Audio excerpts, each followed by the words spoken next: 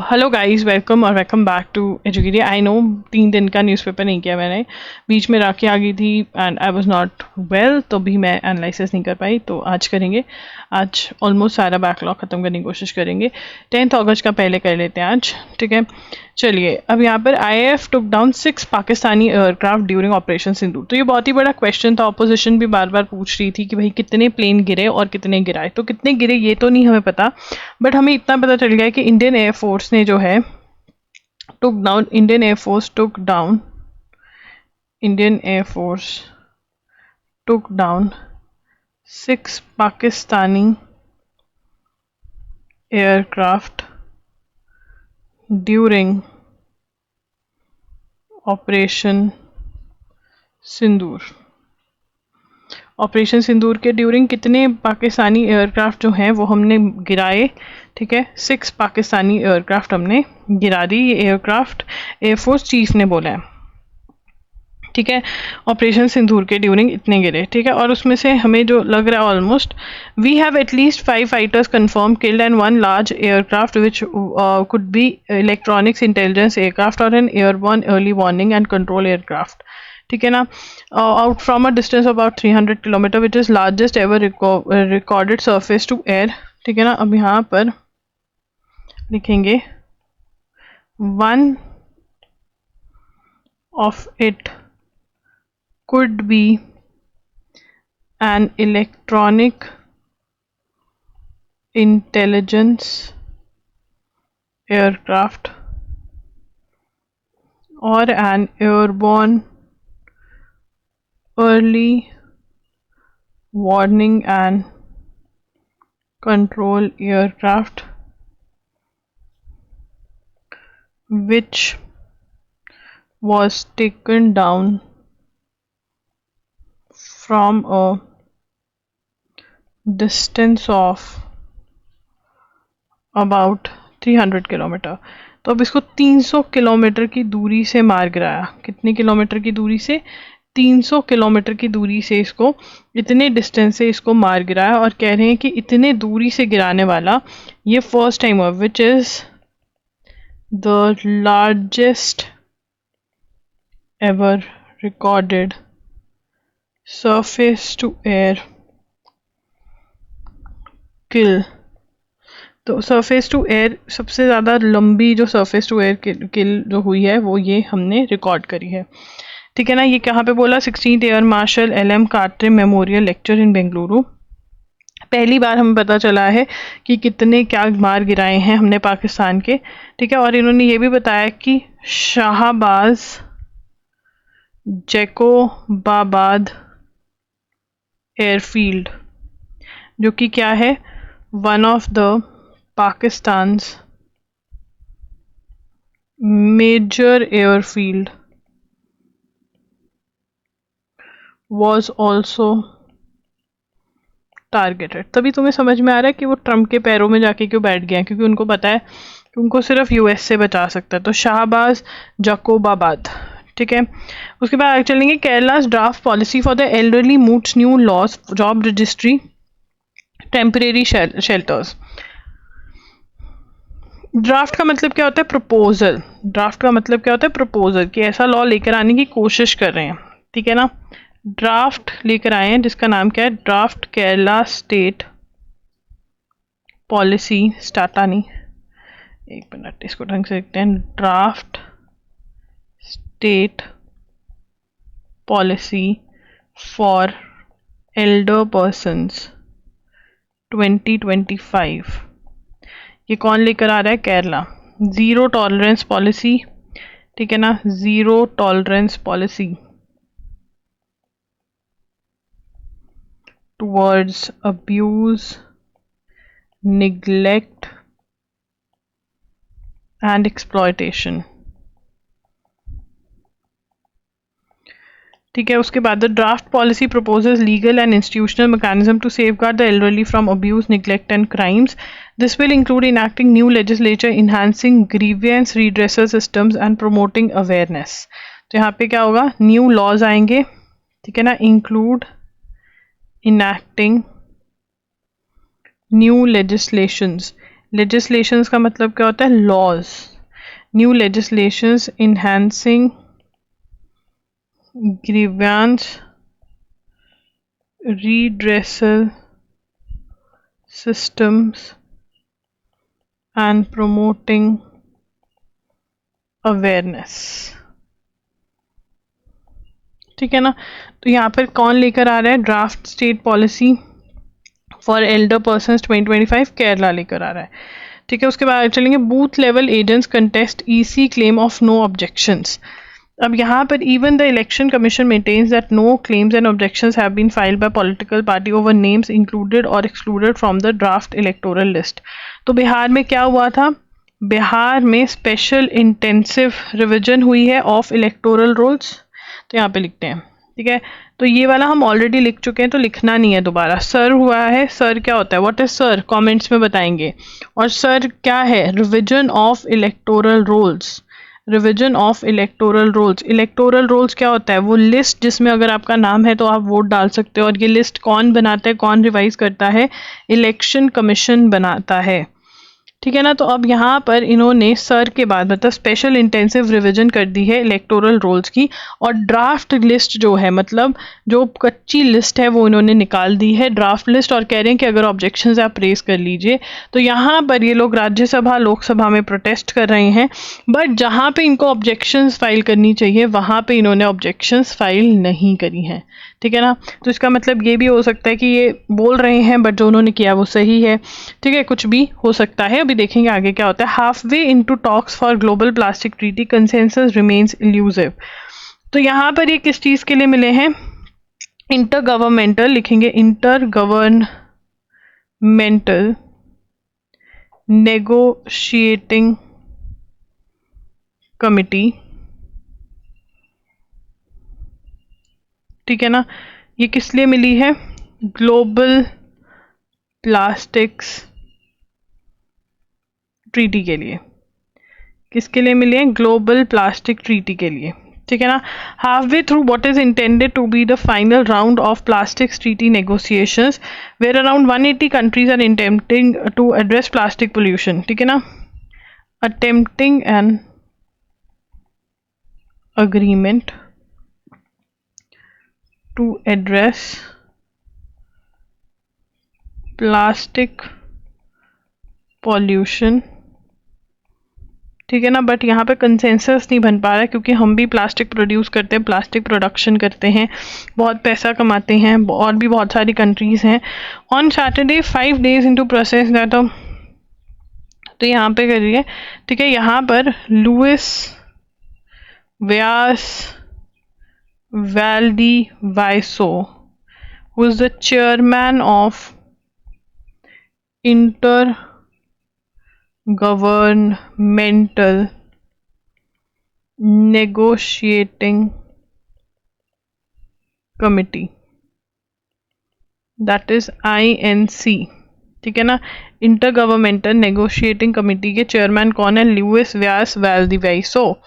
The progress that we have made is not sufficient. We have had 2.5 years of opportunities for delegation। वो कह रहे हैं कि जो बातें वगैरह भी हो रही है that is not enough to reach an agreement। ठीक है ना? तो यहाँ पे देखते हैं कि क्या होता है कि मतलब अभी बातचीत चल रही है, अभी कुछ भी फाइनलिटी जो है वो अचीव नहीं हुई है। ठीक है ना? जिनीवा में बातचीत चल रही है। ठीक है ना? Place where it took place, ये अभी हमें ये कंफर्म करना पड़ेगा। वैसे जिनीवा है बट जिसको चेक कर लेंगे हम। ठीक है, हर बच्चा चेक करेगा कि प्लास्टिक की जो नेगोशिएशन हो रही है अगस्त 2025 में वो कहाँ हो रही है। Electricity is a public good and material resource है सुप्रीम कोर्ट। तो सुप्रीम कोर्ट कह रहा है कि आप डिसप्रोपोर्शनेटली इंक्रीज नहीं कर सकते हो। ठीक है ना? तो यहाँ पे क्या बोला है सुप्रीम कोर्ट ने? Electricity is a public good and material resource. ठीक है, और क्या कह रहे हैं? Disproportionate increase in regulatory assets must be avoided. तो वो कह रहे हैं कि एकदम से इंक्रीज और इंक्रीज जो है वो अवॉइड करना है। और यहाँ पर हमें क्या पता चल रहा है कि जो इलेक्ट्रिसिटी है वो क्या है? Is a public good, public का है और एक मटीरियल रिसोर्स है, ठीक है। तो Supreme Court has expressed a lack of confidence on whether ERCs are living up to independence. अब यहाँ पर क्वेश्चन उठाया गया कि ERCs इंडिपेंडेंट है या नहीं है, या सरकार उनको चला रही। ERCs are independent, ERCs stand for electric regulatory commissions, ठीक है ना। सुप्रीम कोर्ट ने क्या क्वेश्चन किया, Supreme Court raised lack of confidence on whether electricity regulatory commission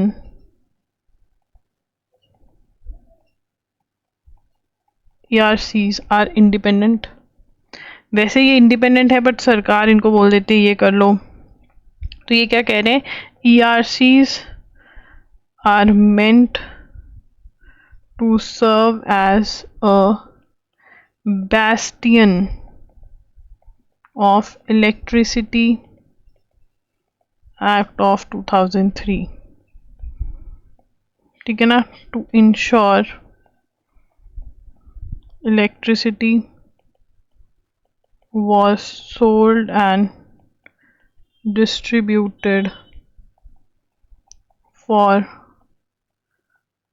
common good, ठीक है ना। इलेक्ट्रिसिटी वो sold and distributed for common good, ठीक है ना। Electricity act, ERCs are meant to serve as, electricity act के अंदर कि अच्छे से इलेक्ट्रिसिटी जाए। बैस्टियन का मतलब क्या होता है, समथिंग दैट कीप्स और डिफेंड्स, तो डिफेंड, इनकी ड्यूटी क्या है, टू डिफेंड, लिखेंगे टू डिफेंड, ठीक है जी।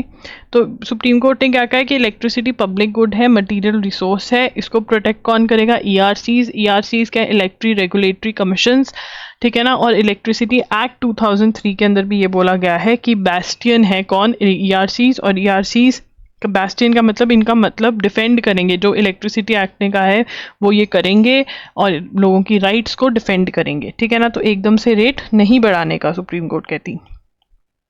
Election Commission has completed the first phase of special intensive revision of electoral rolls in Bihar by publishing the draft voter list on August 1st। तो यहाँ पर बिहार में क्या हुआ है, अब लिख लेते हैं क्योंकि ये बार बार बोल रहे हैं तो हमें पूरे स्टेप्स भी लिखने पड़ेंगे, ठीक है ना। बिहार, सर इन बिहार, एक मिनट रुको यार मैं क्या कर रही हूँ, सर इन बिहार। तो बिहार में क्या हो रहा है, सर क्या होता है, special intensive revision, special intensive revision. Special intensive revision किस चीज़ की हो रही है, स्पेशल इंटेंसिव रिवीजन हो रही है इलेक्टोरल रोल्स की। कौन कर रहा है, इलेक्शन कमीशन। ये स्टोरी मैंने तुम्हें 3600 बार समझा दी है। अगर तुम पेपर में कुछ पुट्ठा करके आते हो, उल्टा करके आते हो, तो मैं तुम्हें नहीं बख्शने वाली। फिर तुम मैसेज भेजते हो कि दीदी ये गलती हो गई, तो ढंग से पढ़ो, इतनी बार समझा दिया है, ठीक है। इन बिहार बाय पब्लिशिंग, अब यहाँ पे क्या कर दिया, publishing of draft voter list. जो ड्राफ्ट वोटर लिस्ट है वो पब्लिश कर दी है, मतलब इलेक्टोरल रोल्स जो ड्राफ्ट हैं, कच्चे वोटर लिस्ट पब्लिश कर दी है, जिसमें से कितने लोगों का नाम रिमूव हो गया, 26 lakh names have been removed. कितने, 26 लाख नेम्स जो हैं वो रिमूव कर दिए गए हैं, हैव बीन रिमूव्ड, ठीक है, have been removed from this list for various reasons and the fate of lakhs who have been included on the draft list without submitting verification documents is also up in the air as poll officials scrutinize forms and conduct inquiries on claims। तो यहाँ पर लोग objection raise कर सकते हैं। In the month after EC launched the Bihar Search process, booth level officers carried out house lists distributing pre-printed enumeration forms। enumeration forms distribute हुए, booth level officers ने जाकर इंक्वायरी करी कि भाई ये बंदा है नहीं है, और इन्होंने क्या किया, ठीक है, इन्होंने required to submit documents proving the date and place of birth for themselves and their parents, ठीक है ना। तो यहाँ पर सर के अंदर क्या हुआ, सर के अंदर क्या हुआ, बूथ लेवल लिखेंगे, बूथ लेवल ऑफिसर्स जिनको BLOs भी बोलते हैं, carried out house visits distributing pre-printed enumeration forms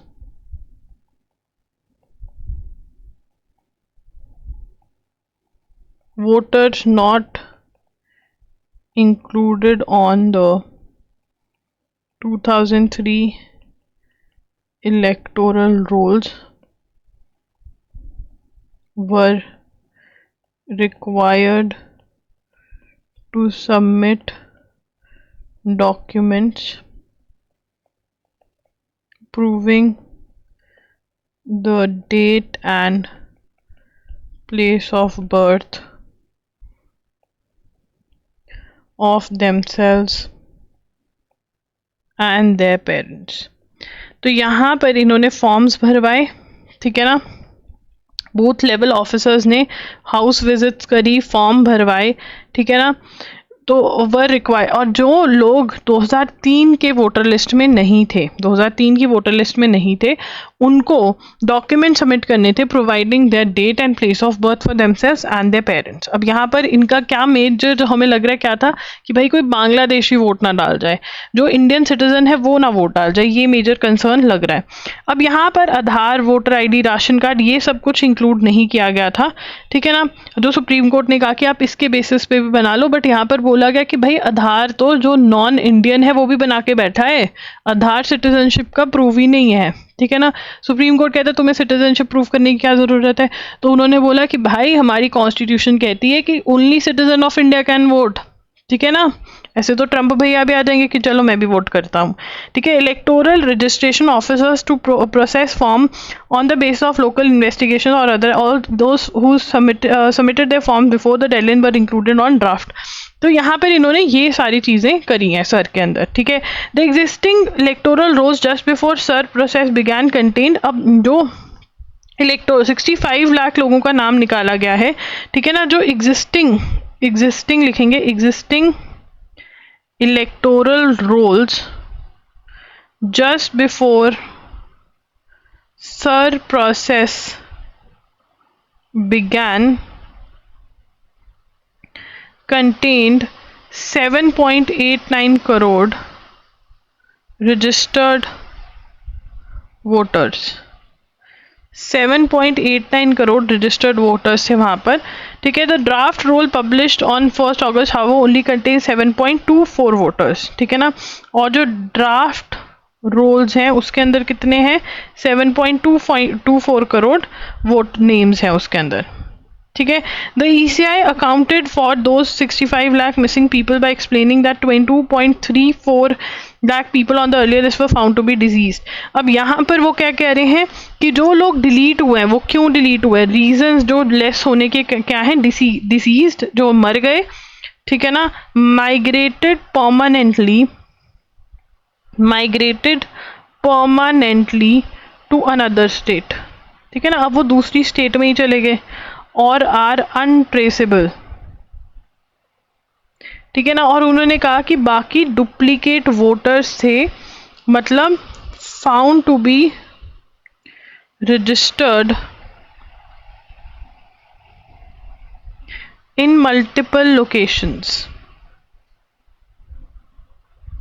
ठीक है ना। ये लोग कौन है जो डिलीट हुए, डिसीज, जो मर गए, जो माइग्रेट हो गए परमानेंटली, जो अनट्रेसेबल हैं, जिनके डुप्लीकेट वोटर आईडी बने हुए थे, उनको डिलीट किया है।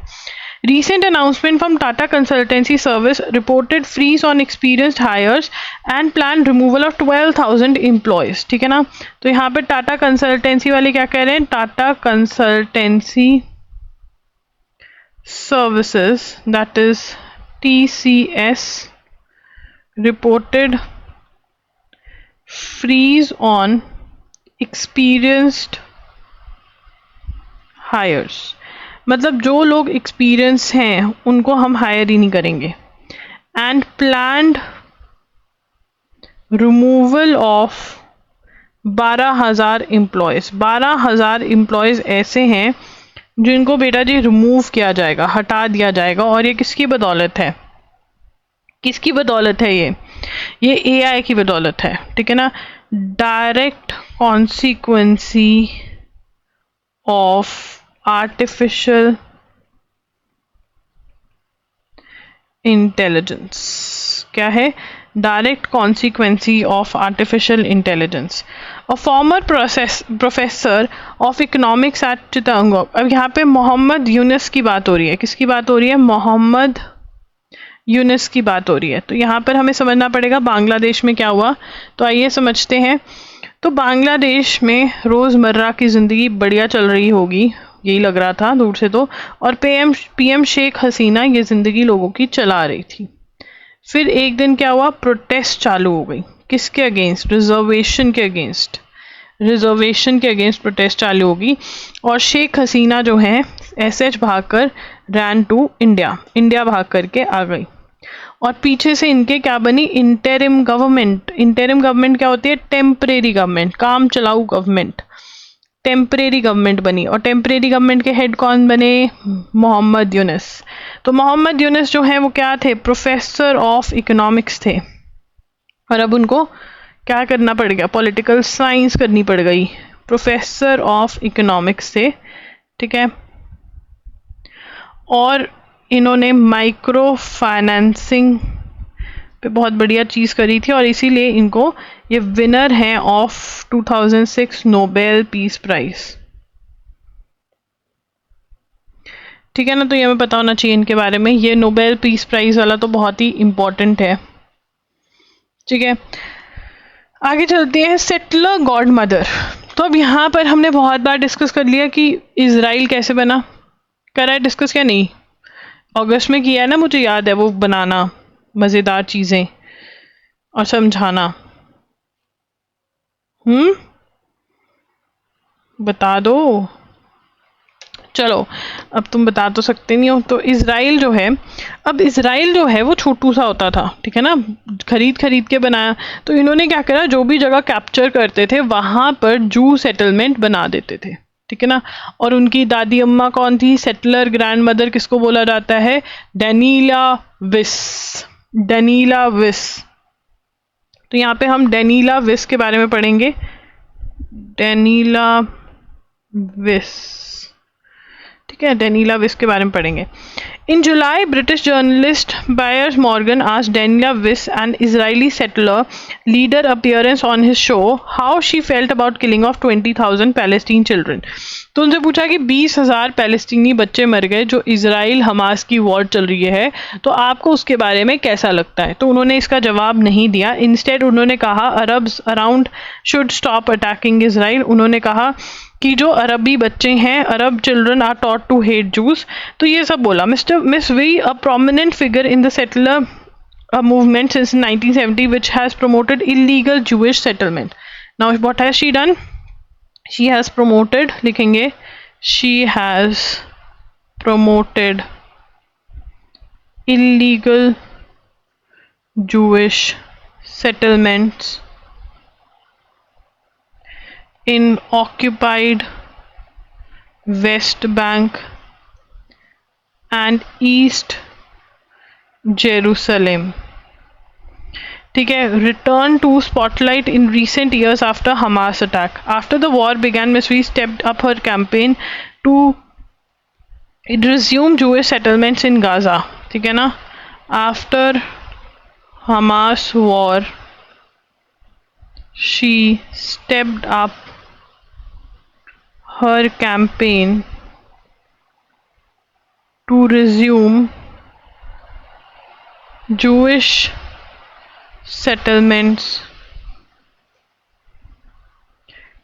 in Gaza, ठीक है। तो उन्होंने कहा कि गाजा में जूइश सेटलमेंट्स लेकर आनी चाहिए और इन्होंने पहले वेस्ट बैंक और ईस्ट जेरूसलेम में भी जूइश सेटलमेंट्स प्रमोट करी थी बहुत पहले, ठीक है ना। तो इनको, तो ये बॉर्न इन, ठीक है। After 1967 war in which Israel captured the West Bank and Jerusalem. तो अब यहाँ पर लिखेंगे after 1967 war, Israel captured West Bank and East Jerusalem from Jordan, Gaza and Sinai from Egypt. Gaza and Sinai from Egypt and Golan Heights from Syria. तो इतना सारा सामान, इतनी ज़्यादा जगह इन्होंने ले ली थी और जियोनिस्ट की वेव हो गई थी, और तब इन्होंने सेटलमेंट्स वहाँ पर पुश्ड फॉर सेटलमेंट्स, वहाँ पे पुश्ड जूइश सेटलमेंट। तो वहाँ पर इस बीबी ने क्या किया, जूइश सेटलमेंट्स प्रमोट करी, बिब्लिकल सीन था वो, ठीक है ना। तो यहाँ पर क्या नाम है इनका, डेनिला विस। अब आगे चलेंगे। अब Miss Weiss and her family settled in West Bank settlement, ठीक है। She served as the mayor from, तो she herself also settled in those things. अभी भी वो प्रमोट कर रही है कि हाँ सेटल होना चाहिए इनकी जगहों पे, दैट्स द वे हम इजरायली वो बढ़ा सकते हैं अपना जो area. In Silicon Valley where startups often burn bright and vanish fast, मतलब एक चमकता हुआ तारा, क्या है, एक चमकता हुआ सितारा, ये मूवी में बोलते हैं, और वो सितारा चमकता है और फिर गायब हो जाता है। बट ऐसा नहीं हुआ इसके साथ, किसके साथ, पलांटीर technologies. Palantir Technologies has defied all the odds over the past year. Company's